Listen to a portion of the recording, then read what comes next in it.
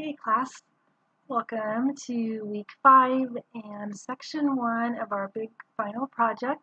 I have a bunch of information for you today, so let's just get started by looking at our textbook. On page 220, there's a section called 8-1A, and it says present time book selection for your classroom.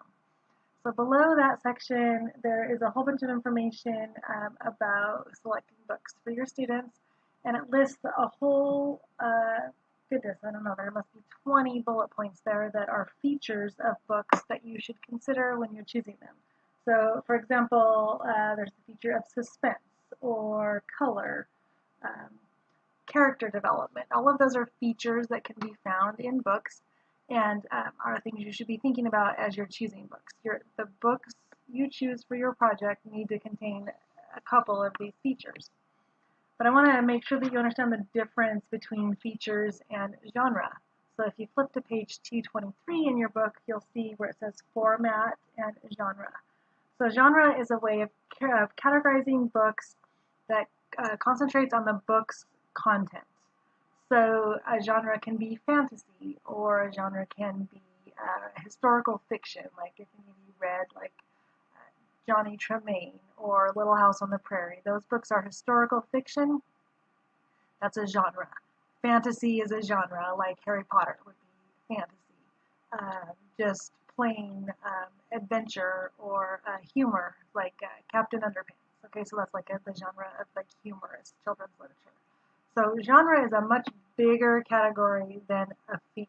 So I'm hoping that makes sense. So you could have, let's use historical fiction as our genre, and inside that genre you could have books that have lots of different features. So like if we say Little House on the Prairie is historical fiction, so our genre is historical fiction, Little House on the Prairie is our book, and then we start talking about the features in that book. So that book features lots of like character development. Some of them have surprise because interesting things happen. Like their life has interesting surprises. Maybe not action so much because it's not super suspenseful. It would have realistic dialogue, so like people talking to each other like they would in real life. So those are features. So understand we have genre as the big overarching, then we choose our book, tell us what genre it is, and then inside that genre, the book itself has all these features. So see how it kind of overlaps a little bit when you're describing books?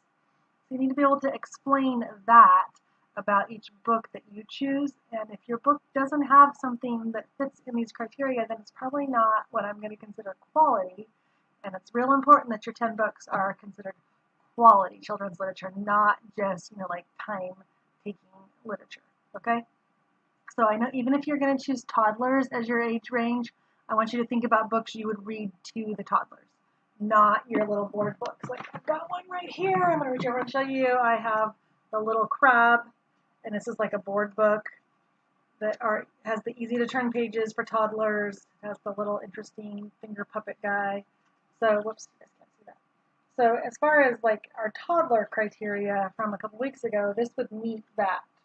But what this doesn't meet is like quality literature criteria, okay? Because this is a good toddler book. You could hand it to a toddler or a preschooler, but it doesn't have any of the features of quality literature that you would like reading to children as you're working on literacy development. So I hope you can see the difference between toddler, I'm going to hand them and let them handle the books. They're equally as important, but that's just not what we're doing in this assignment, okay?